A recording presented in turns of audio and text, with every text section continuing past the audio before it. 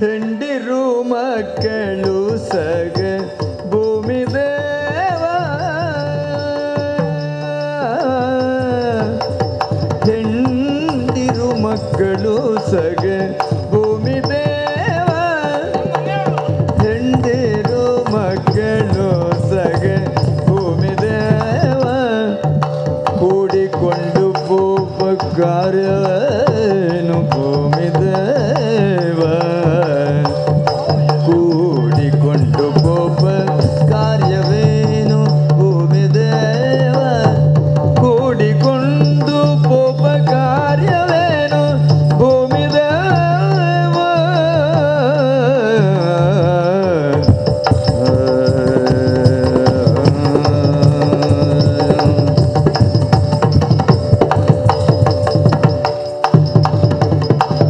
ಕೊಂಡು ಪೋಪ ಕಾರ್ಯವೇನು ಭೂಮಿ ದೇವ ಕಂಡರೆ ಕೌತುಕವೆಂದು ಭೂಮಿ ದೇವ ಕೊಂಡರೆ ಕೌತುಕವೆಂದು ಭೂಮಿ ದೇವ ಬೆಸಗೊಂಡರೆ ಬೇಳಿದನೆಂದು ಭೂಮಿ ದೇವ ಬೆಸಗೊಂಡರೆ ಬೇಳಿದನೆಂದು ಭೂಮಿ ದೇವ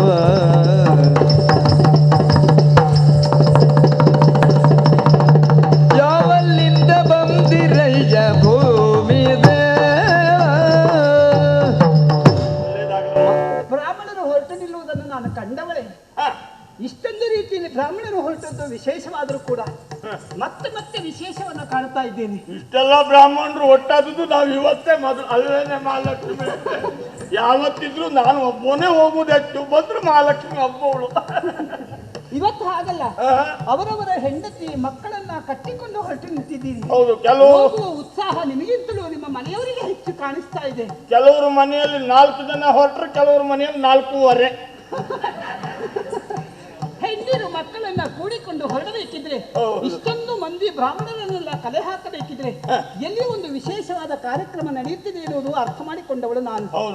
ಆ ವಿಶೇಷವಾದ ಕಾರ್ಯಕ್ರಮವನ್ನು ಮಾಡಿಸಬೇಕಿದ್ರೆ ಅದೇನು ಸಾಮಾನ್ಯದ ಶಕ್ತಿ ಬೇಕಿಲ್ಲ, ತುಂಬಾ ವಿಶೇಷವಾದ ಅಲ್ಲಿ ಕಾರ್ಯಕ್ರಮಕ್ಕೆ ಹೊರಟಿದ್ದೀರಿ ಅನ್ನೋದು ಸ್ಪಷ್ಟ ಆಗಿದೆ. ಅದು ಎಲ್ಲಿಂದ ಬಂದವರು ತಾವು? ಎತ್ತ ಕಡೆಗೆ ಪ್ರಯಾಣ? ಇದು ನಾವು ಹೆಂಡರು ಮಕ್ಕಳೆಲ್ಲ ಸೇರಿ ಹೊರಡುವುದಕ್ಕೂ ಕಾರಣ ಉಂಟು. ಏನು? ನಮಗೆ ಆಮಂತ್ರಣ ಬಂದಿದ್ದೆ ಹಾಗೆ ಅಲ್ವೇನೆ. ನಾವು ಮಾಡುವಂತ ಈ ಘನ ಕಾರ್ಯಕ್ಕೆ ತಾವು ಸಕುಟುಂಬ ಪರಿವಾರ ಸಹಿತ ಆಗಮಿಸಿ ಸತ್ಕಾರ ಸ್ವೀಕರಿಸಿ ನಮ್ಮನ್ನು ಆಶೀರ್ವದಿಸಬೇಕಾಗಿ ಕಾಳಿಯ ವಿನಂತಿ. ನೀವು ಮುಂದುವರಿಸಬೇಡಿ ಅಲ್ವೇನೆ. ಆಮಂತ್ರಣವನ್ನ ಕೊಡುವಾಗ ಎಲ್ಲರೂ ಕರೆಸೋದು ಹಾಗೆ, ಆದ್ರೆ ವಿಶೇಷವಾದ ವ್ಯಕ್ತಿಗಳನ್ನ ಕರೆಸಿಕೊಂಡಾಗ ಮಾತ್ರ ಎಲ್ಲರೂ ಹೊರಡುವುದುಂಟು. ಆದ್ರೂ ಮುಖ ಮುದ್ರಿಕೆ ಏನುಂಟು ಅಂತ ಬೇಡವೇನೆ? ಹೌದು, ಅದನ್ನ ಅರ್ಥ ವಿಷಯ ನಾವು ಹೊರಟದ್ದು. ಇದು ಮಹಾಲಕ್ಷ್ಮಿ, ಅವಳು ಕೇಳುವುದು ಹೆಚ್ಚ, ನಾವು ಹೇಳುವುದು ಹೆಚ್ಚ? ಹೇಳು. ಎರಡು ಹೆಚ್ಚೆ. ಎಂತದ್ದು ಎರಡು ಹೆಚ್ಚು? ಅಲ್ಲ, ಪ್ರಾಯಶಃ ಅವರಿಗೆ ಹೋಗುವ ಅವಸರ ಇರಬೇಕು, ಹೇಳುವ ಮನಸ್ಸಿಲ್ಲವೋ ಏನೋ. ನೀವಾದ್ರೂ ಸ್ವಲ್ಪ ನಿಧಾನವಾಗಿ ಚುಟುಕಾಗಿ ಹೇಳಿ. ಅವಳು ಒಡನಾಟ ನನಗುಂಟು, ನಿಮಗಿಲ್ಲ. ಅಂದ್ರೆ ಮಾತಿಗೊಂದೇ ಅರ್ಥ ಅಲ್ಲ, ಭಾವ ಅರ್ಥ ಬೇರೆ. ಅಂದ್ರೆ ಎರಡು ಹೆಚ್ಚು ಹೋಗುವ ಹೇಳಿ ಅದಲ್ಲ, ಅವಳು ಕೇಳುವುದು ಹೆಚ್ಚಿನದ್ದು, ಆ ಮಾತಿಗೆ ನಾವು ಹೇಳುವುದು ಹೆಚ್ಚಿನದ್ದು ಅಂತ ಎರಡೂ ಹೆಚ್ಚು. ಹಾಗೆ ಅವಳು ದೊಡ್ಡ ಅಯ್ಯ ಮನಸ್ಸು ಹೇಳುವುದೇ.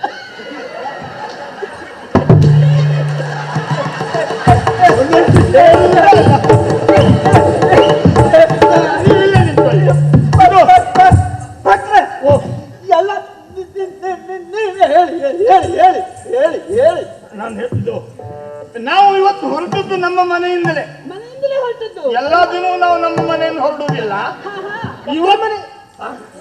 ಪಕ್ಕದ ಮನೆಯಿಂದ ಪಕ್ಕದ ಮನೆಯಿಂದ ಬಂದವಳು ನೀನು. ಪಕ್ಕದ ಮನೆಯ ಹಾಗಿದ್ರೆ ಎಲ್ಲಿಗೂ ಹೊರಟಿದ್ದೀರಿ? ನಾವು ಹೊರಟದ್ದು ಮನೆಯಿಂದಲೇ. ಹೌದು, ಹೋಗುವುದಲ್ಲಿಗೆ ದಕ್ಷಿಣ ಯಾಗಕ್ಕೆ ನಾವು ಹೋಪೆವಮ್ಮ.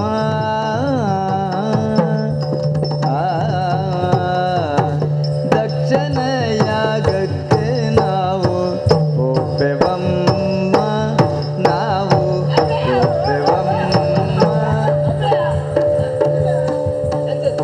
ದಕ್ಷಿಣ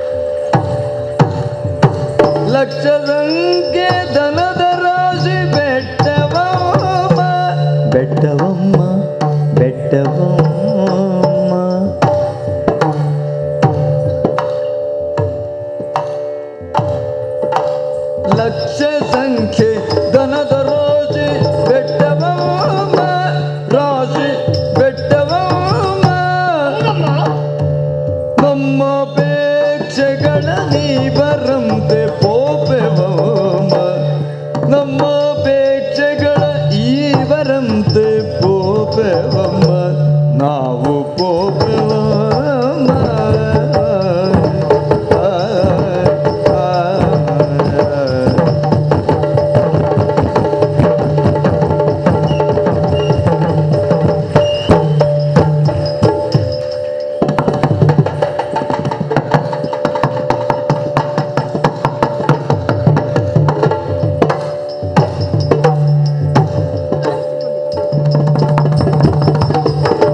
ದಕ್ಷಿಣಯಾಗಕ್ಕೆ ನಾವು ಪೋಪೆವಮ್ಮ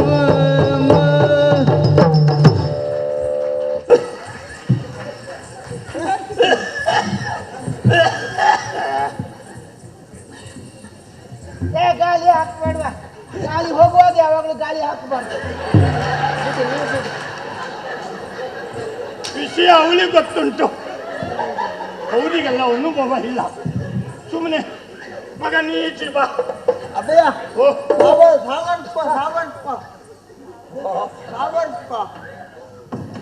ಹೇಳಿದ್ದೇನೆ. ನೀವು ಸಾವರಿಸಿಕೊಳ್ಳಿ ನೀವು ಸ್ವಲ್ಪ ಹೇಳಿದ್ದು ಸರಿ ಉಂಟು. ಮಹಾಲಕ್ಷ್ಮಿ ಅಂದ್ರೆ ಅವ ಸಾವಾರಿಸಿಕೋ ಅಪ್ಪ ಅಂತ ಹೇಳಿದ್ರೆ ಹಾ, ನಾಳೆ ಯಜಮಾನಿಕೆ ಸಿಗ್ತದೆ ಅಂತ ಯೋಚಿಸಬಹುದು. ಹಾ. ನೀನು ಸಾವಾರಿಸಿಕೊಳ್ಳಿ ಅಂತ ಹೇಳಿದ್ರೆ ನನ್ನ ಜೊತೆ ಬದುಕುವುದಷ್ಟು ಕಷ್ಟವೇ. ಮತ್ತೆ ಅದಲ್ಲ ಸ್ವಲ್ಪ ಇದು ಮಾಡಿಕೊಳ್ಳಿ. ಓ ಸಾವರಿಸಿಕೊಳ್ಳಿ, ಸುಧಾರಿಸಿಕೊಳ್ಳಿ. ಸುಧಾರಿಸಿಕೊಳ್ಳಿ ಅಂತ. ಹಾಗೆ ಹಾಗೆ ಇದು ನಾವು ಮನೆಯಿಂದಲೇ ಹೊರಟದ್ದು. ಸರಿ, ಹೋಗ್ತಾ ಇರುವುದು ಎಲ್ಲಿಗೆ? ಎಲ್ಲಿಗೆ? ನಾವು ಹೊರಟಿದ್ದು ಇದು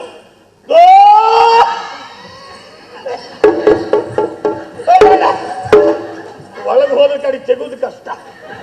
ಅಲ್ಲೇ ಪಟ್ಟೆ ಒಳಗೆ ಹೋದ್ರೆ ಅಂದೆ. ನಿಮ್ಗೆ ಮರೆತು ಹೋದ್ರೆ ನಿಮ್ಮ ಮಗ ಹೇಳ್ಬೋದಲ್ಲ. ಮರೆತದ್ದಲ್ವೇ? ಮತ್ತೆ ಅಷ್ಟು ದೊಡ್ಡ ಯಾಗಕ್ಕೆ ಹೊರಟವು. ದೊಡ್ಡ ಯಾಗ? ಬರೀ ಬಾಯಲ್ಲಿ ಹೇಳಬಾರ್ದು, ಹಾ, ಅಂದ್ರೆ ಬಾಯಿ ತೊಳೆದು ಏನ್ ಹೇಳಬೇಕು. ವಿಶೇಷ ಉಂಟು ಆ ಯಾಗದಲ್ಲಿ? ಅಷ್ಟು ಪುಣ್ಯವಾದಂತ ಕಾರ್ಯ. ಏನದು? ಈವರೆಗೆ ನಾವು ಕಾಣದೆ ಹೋದದ್ದು ಮುಂದೆ ಕಾಣ್ತೇವೋ ಇಲ್ಲೋ ಗೊತ್ತಿಲ್ಲ. ನೀ ಭೂತ, ನಾ ಭೂತೋ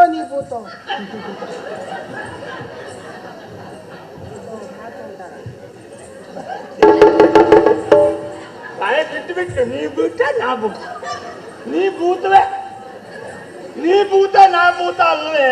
ನ ಭೂತ ನ ಭವಿಷ್ಯತಿ.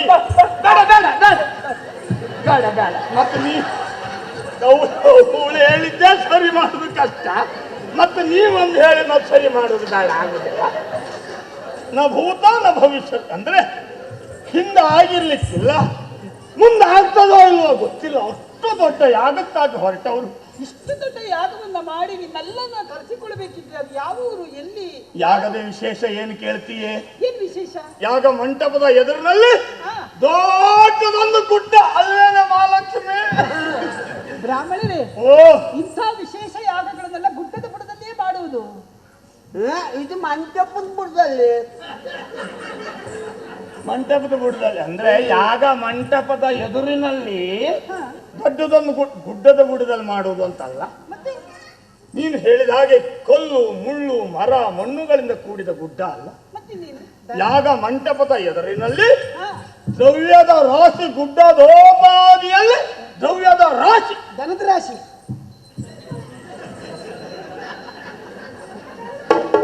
ಬಾಲ ಉಂಟು ಅದಕ್ಕೆ. ಅದಕ್ಕೆ ದನದ ಬಾಲ ಉಂಟು. ಅಯ್ಯೋ ದನಕ್ಕೂ ಬಾಲ ಉಂಟು, ನಿನಗೂ ಬಾಲ ಉಂಟು. ಧನದ ದನ ಅದೇ ದನ ಅಲ್ಲ. ಅದರದ್ದೇ ರಾಶಿ. ನೀನು ಅದು ಒಂದೇ ಇದು ಒಂದೇ, ನಿನಗೆ ಹಿಟ್ಟು ಒಂದೇ ಬೂದಿ ಒಂದೇ. ಮಾತಾಡ್ಬೇಕು, ಸುಮ್ಮನೆ ಇರು, ಪ್ರಸಂಗ ಮುಗಿಸುವ. ಇದು ಮತ್ತೇನಲ್ಲ, ದನದ ರಾಶಿ ದಟ್ಟ. ಮತ್ತಷ್ಟೇ ಅಲ್ಲ, ದಾನ ಕೊಡುವುದಕ್ಕಾಗಿ. ಹೌದು ಹೌದು, ಹಾ, ಹಾ, ಇವರು ಆಮಂತ್ರಣ ಇದ್ದು ಬಂದವರು, ಹಾ, ಇವರು ಆಮಂತ್ರಣ ಇಲ್ಲದೆ ಬಂದವರು. ಸರಿ. ಇವರಿಗೆ ಪ್ರತ್ಯೇಕ ಆಮಂತ್ರಣ ಇದೆ, ಹಾ, ಭೇದ ಭಾವ ಇಲ್ಲ. ಹೌದೇ? ಬಂದವರೆಲ್ಲವರನ್ನು ಸ್ವಾಗತಿಸುವುದು, ಹಾ, ಹೀಗೆ ಬಾಚುವುದು, ಹೀಗೆ ಬರಗುವುದು, ಹೀಗೆ ಬಾಚುವುದು, ಹೀಗೆ ಬರಗುವುದು, ಲೆಕ್ಕ ಮಾಡಿ ಕೊಡುವ ಕೆಲಸ ಅಲ್ಲ. ಅಷ್ಟೇ. ಮತ್ತೊಂದುಂಟಂತೆ, ಏನು? ಲೇಖನದಲ್ಲಿ ಹಾಕಿದ್ದಾರೆ. ಏನು? ನಿಮ್ಮ ಅಪೇಕ್ಷೆ ಏನಾದರೂ ಇದ್ರೆ ನಮಗೆ ಸೂಚಿಸಿದರೆ ಸಾಕು. ಸರಿ. ನಮ್ಮ ಅಪೇಕ್ಷೆಗಳ ಈವರಂತ ಅಪ್ಪ ಯಾರು ಏನೇನಾಗಬೇಕು ಬ್ರಾಹ್ಮಣರಿಗೆ, ಬ್ರಾಹ್ಮಣರು ಕೇಳುವುದಲ್ಲ, ಹ?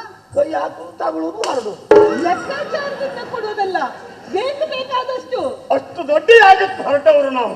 ಇಷ್ಟು ದೊಡ್ಡ ಯಾಗವನ್ನು ಮಾಡಬೇಕಿದ್ರೆ ವಿಶೇಷವಾದ ಶಕ್ತಿ ಉಳ್ಳವರೇ ಆಗಬೇಕಲ್ಲ. ಯಾಗ ಇದು ಮಹಾಲಕ್ಷ್ಮಿ ಇದು ಎಲ್ಲಿ ಯಾಗ ನಡೆಯುವುದು? ಆಗುದಲ್ಲಿ ಅಂದ್ರೆ ಪ್ರಾಚೀನ ಪುಗುರಿ. ಅಲ್ಲ, ನೀನೇ ಬುಗುರಿ ದಾರ ಬುಗುರಿಯ ಪ್ರಾಚೀನ ಬಹರಿಯಲ್ಲಿ ಹೌದು. ಬರೀ ದಕ್ಷ ಪ್ರಜಾಪತಿ ಮಾಡುವಂತ ಯಾಗಕ್ಕೆ ನಾವು ತಂಡೋಪತಂಡವಾಗಿ ಸಕುಟುಂಬ ಪರಿವಾರ ಸಹಿತ ಅಗ್ರಹಾರದಲ್ಲಿದ್ದವರೆಲ್ಲರೂ ಹೊರಟು ನಿಂತಿದ್ದೇವೆ. ಅಲ್ಲಿಗಾಗಿ ನಾವು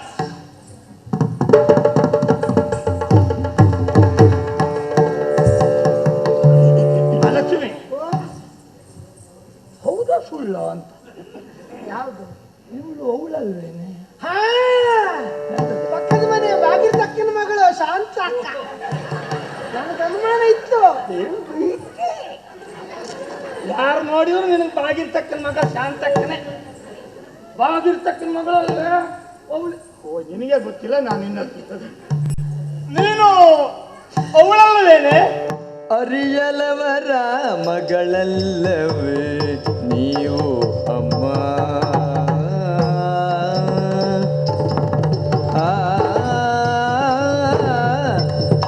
ಅರಿಯಲವರ ಮಗಳಲ್ಲವೇ ನೀವು ಅಮ್ಮ?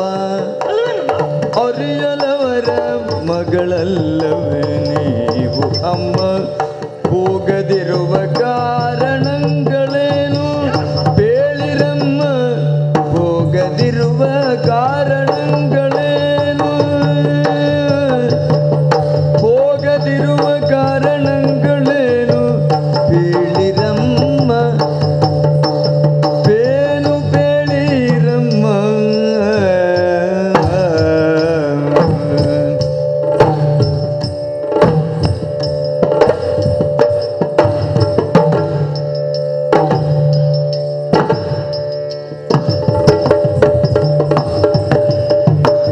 ಮರೆತರೋ ನಿಮ್ಮನು ಕರೆಯಲ್ ಏನಿದಮ್ಮ?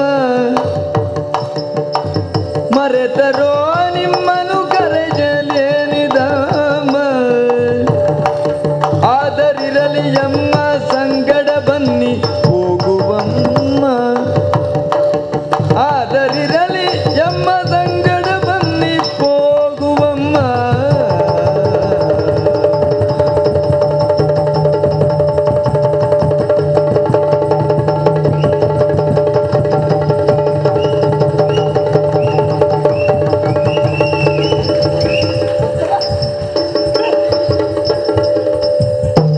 ಮರೆತರೋ ನಿಮ್ಮನು ಕರೆಯಲೇನಿದಮ್ಮ? ಇದೇನಿದಮ್ಮ? ಆದರಿರಲೆಮ್ಮ ಸಂಗಡ ಬನ್ನಿ ಹೋಗುವಮ್ಮ.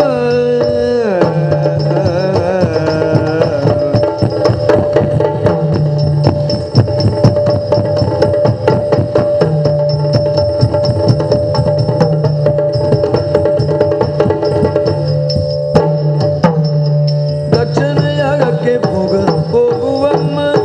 ದಕ್ಷಿಣೆಗಳ ಇವರಂತೆ ಬೇಳಿರಮ್ಮ.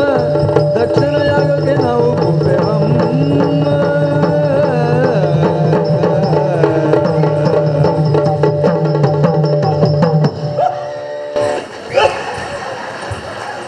ಬ್ರಾಹ್ಮಣರೇ, ಶಾಂತಿ ಶಾಂತಿ ಶಾಂತಿ. ಅಪ್ಪಯ್ಯ ಓ ನಿಮ್ಮವ ಅಮ್ಮನ ಹತ್ರ ಅಂತ ಅಂದೆ, ಓ, ಮತ್ತೆ ಶಾಂತಿ ಅಲ್ಲ ಅಪ್ಪಯ್ಯ. ಬೇಡದವ್ರದ್ದೆಲ್ಲ ಗೊತ್ತಾಗ್ತದೆ, ಬೇಕಾದ ಅದು ತಿಳಿಯುವುದಿಲ್ಲ. ನಮ್ಮ ಮಗ ತಪ್ಪಲ್ಲ, ನಾನು ಪಾಪ ಮಾಡಿದ್ದಕ್ಕೆ ಹುಟ್ಟಿದ್ದಲ್ಲ, ಬೇರೆಯವ್ರ ಪಾಪ ತಗೊಂಡಿದ್ದಕ್ಕೆ ಹುಟ್ಟಿದ್ದು. ಬ್ರಾಹ್ಮಣರು ಹೋದಲ್ಲಿ ದಕ್ಷಿಣೆ ತಗೊಳ್ಳೋದು ಅಂದ್ರೆ ಅರ್ಥ ಎಂಥದ್ದು? ನಂಗೆ ಗೊತ್ತಿಲ್ಲ ಅಪ್ಪಯ್ಯ. ಅವ್ರು ಮಾಡಿದ ಪಾಪಕ್ಕೆ ನಾವು ಕೈ ಒಡ್ಡುದು, ನಾವು ಮಾಡಿದ ಪುಣ್ಯ ಅವ್ರಿಗೆ ಕೊಡುದು. ಬ್ರಾಹ್ಮಣರು ಯಾವತ್ತು ಕೊಡುವುದು ಹೀಗೆ, ಬೇರೆಯವ್ರನ್ನ ಪಡೆಯೋದು ಹೀಗೆ. ಬೇರೆಯವ್ರು ಮಾಡಿದ ಪಾಪ ಅಲ್ಲ ಬ್ರಾಹ್ಮಣರ ಜೋಳಿಗೆ, ಬ್ರಾಹ್ಮಣರು ಕಳಿಸಿದ ಪುಣ್ಯ ಅಲ್ಲ ಬೇರೆಯವ್ರು ಹೆಗಲಿಕ್ಕೆ ಏನ್ ಮಾಡೋದು?